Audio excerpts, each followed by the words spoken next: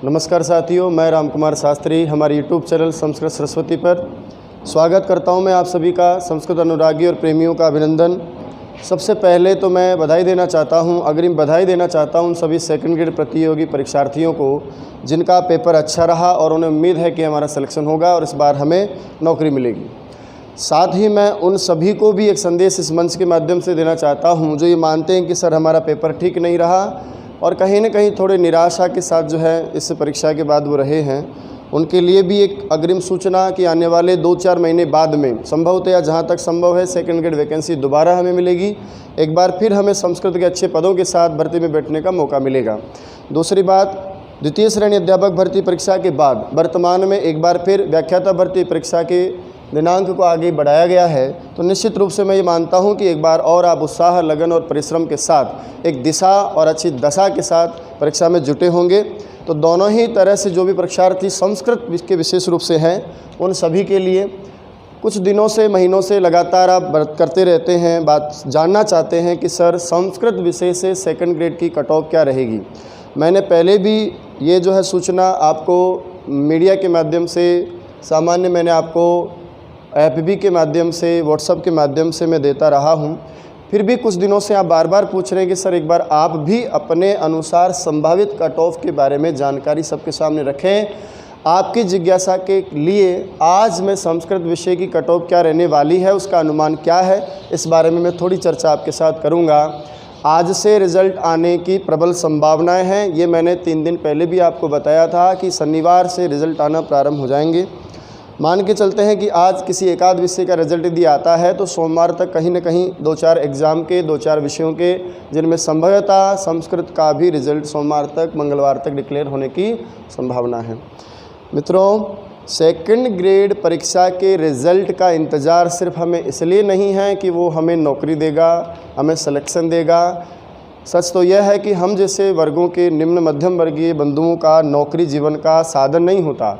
ये जीवन का साधन मात्र नहीं है, हम इसे जीवन ही मानकर चलते हैं। इसलिए बड़ा महत्वपूर्ण हो जाता है, ये जानना बड़ा महत्वपूर्ण हो जाता है कि हम सिलेक्शन के लिए वर्तमान जो कट ऑफ है उसके अनुसार उपयुक्त है या नहीं, हम सिलेक्शन की कट ऑफ में आ रहे हैं या नहीं आ रहे, हमारे प्राप्त जो अंक हैं वो मेरिट में है या मेरिट से बाहर हैं। कई बार जब हम सोचते हैं कि मेरे नंबर इतने हैं, कट ऑफ ये रहेगी, वो रहेगी, तो कहीं ना कहीं थोड़ा भय सा व्याप्त रहता है। उसी भय को दूर करने के लिए, थोड़ी जानकारी प्राप्त करने के बाद थोड़ा सा अपने आप को एडजस्ट करने के लिए आप बार बार हम जैसे मार्गदर्शकों से पूछते हैं कि सर कट ऑफ क्या रहेगी, तो केवल आपकी जिज्ञासा के लिए मैं संभावित कट ऑफ जो है आपके सामने रख रहा हूँ। ध्यान रहे, ये कभी गारंटी नहीं होती इस बात की, ये बिल्कुल निराधार बात होती है कि जो मैं कट ऑफ बताने वाला हूँ वही कट ऑफ रहेगी, ऐसी कोई ज़रूरी नहीं है, ये केवल संभावना है। हाँ, ये ज़रूर है, मेरे द्वारा बताई गई कट ऑफ का एक प्रामाणिक आधार रहेगा।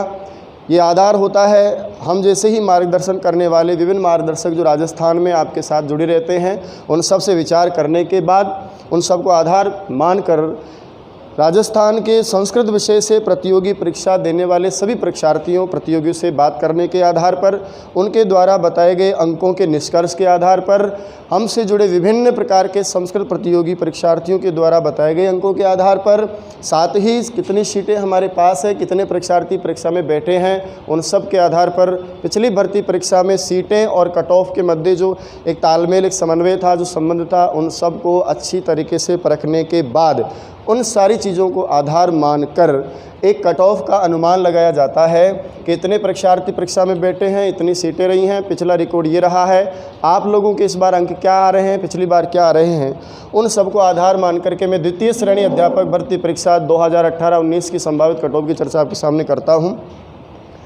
साथियों, कुल पद जो पहले हमारे स्वीकृत हुए उनकी संख्या 1952 थी, जैसा कि सर विदित है।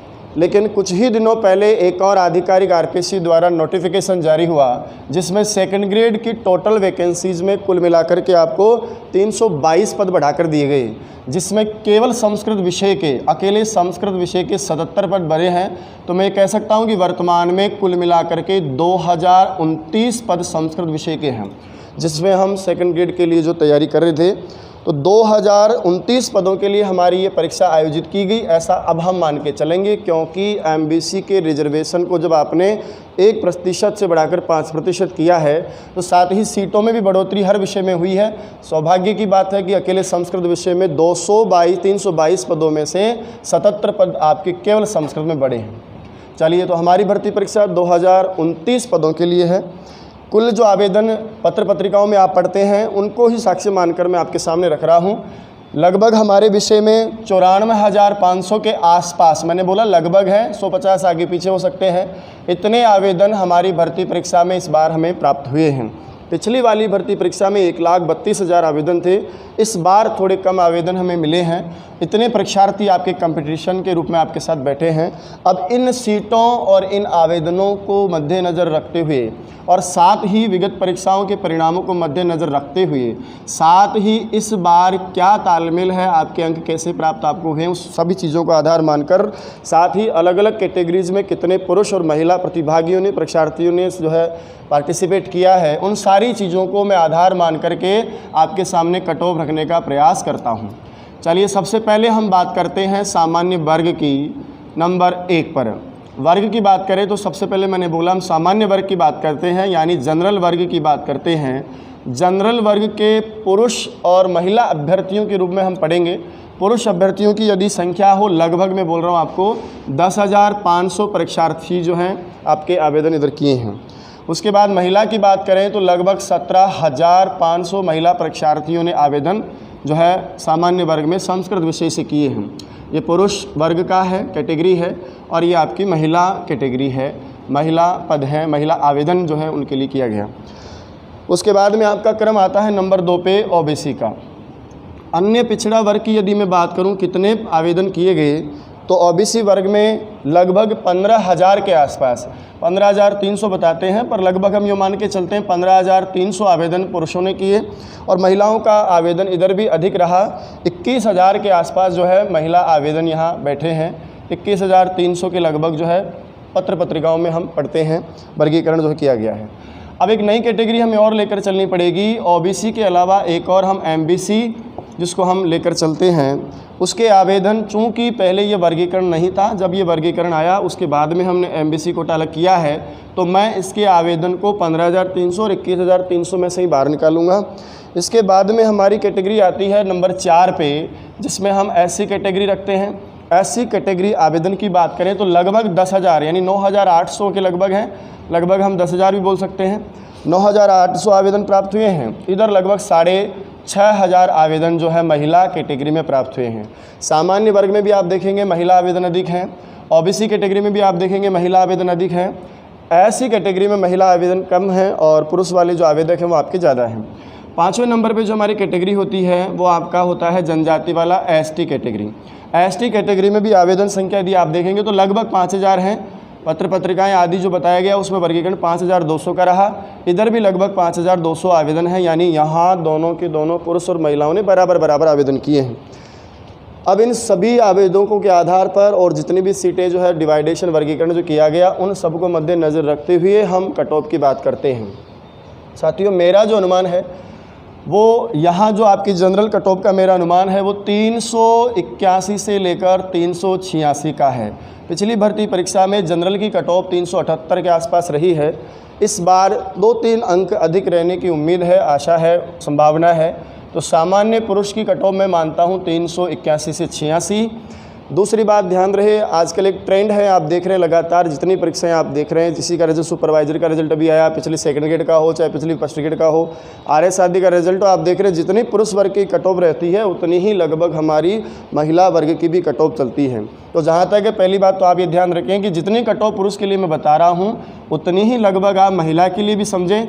हाँ, यदि कम भी होता है, थोड़ा बहुत फेर बदल भी होता है, तो अधिकतम 4-5 नंबरों का फेर बदल हम मानकर चलते हैं। इसलिए यदि मान लीजिए सौभाग्य से थोड़ी बहुत कम ज़्यादा हुई तो 375 से लेकर 378 में जनरल महिला की कट ऑफ मान के चल रहा हूँ। तो ज़्यादा मैंने फासला रखा नहीं है, देखिए 5-6 नंबरों का फासला मैंने रखा है। संभवतः वैसे तो बराबर ही रहती हैं, पर फिर भी यदि हेरफेर होता हो, थोड़ा कम होता हो। दूसरा कारण आप खुद भी देख रहे हैं कि 10,500 आवेदन पुरुषों के हैं, जबकि महिलाओं के आवेदन संस्कृत विषय में ज़्यादा होते हैं, इसलिए 17,500 आवेदन हैं।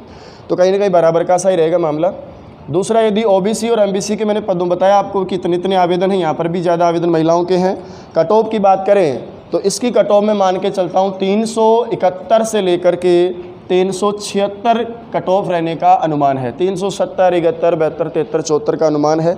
महिला की बात करें तो मैंने पहले ही बोला कि लगभग मामला इक्वल सा ही रहेगा, फिर भी मान लीजिए थोड़ा बहुत फेरबदल होता है तो ये 4-5 नंबरों का होगा। 368 से लेकर 300 और आपके 70 तक का ये हम मान के चलते हैं। 2-4 नंबर का जो है ऊपर नीचे हो सकता है। एससी वर्ग की बीच में हम एमबीसी की भी कट ऑफ देखेंगे। एमबीसी कट ऑफ यदि मैं बात करूं तो एमबीसी कट ऑफ का वर्गीकरण इस तरह से पढ़ेंगे। एमबीसी की यदि कट ऑफ हम देखें तो पिछली बार केवल 1% रिजर्वेशन था। 1% रिजर्वेशन में पिछली बार लगभग 35 से 40 अंकों का फर्क रहा जनरल और एमबीसी में। इस बार परसेंटेज का वेटेज बढ़ा है, आपका भाग बढ़ा है इसमें एमबीसी का। 1% की जगह 5% अभ्यर्थी चुने जाएंगे, तो निश्चित रूप से अंक बार जनरल और एमबीसी में काफ़ी गैप रखेगा। मैं ये मान के चलता हूँ कि एससी के समकक्ष ही लगभग एमबीसी की कट ऑफ रहेगी। फिर भी आपकी जिज्ञासा के लिए बता दूं कि लगभग मेरा जो अनुमान है वो ये मान के चल रहा हूँ कि लगभग 30 नंबर तो कम से कम गैप आपका रहना ही है। तो 352 से लेकर, कम भी हो सकता है, 352 से लेकर 354 का मेरा अनुमान है इस बार एमबीसी की कट ऑफ रहने का।